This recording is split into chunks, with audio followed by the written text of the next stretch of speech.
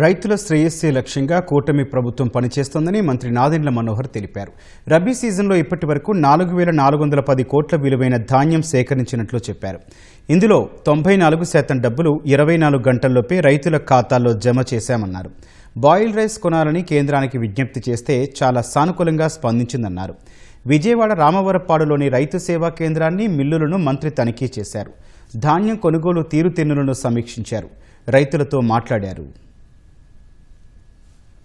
విధంగా ఈ సంవత్సరం 70 లక్షల మెట్రిక్ టన్నుల ధాన్యం కొనుగోలు చేయడానికి ఖరీఫ్లోను రబీలోనూ ఒక ప్రణాళిక సిద్ధం చేసుకున్నాం. దానికి మనస్ఫూర్తిగా కేంద్ర ప్రభుత్వానికి కూడా మా అందరి తరఫున ప్రత్యేకంగా ధన్యవాదాలు. ఈసారి కూడా అంటే ఈ రబీ మాసంలో కూడా ఇప్పటి వరకు 4,410 కోట్ల రూపాయలు ధాన్యం కొనుగోలు చేశాం.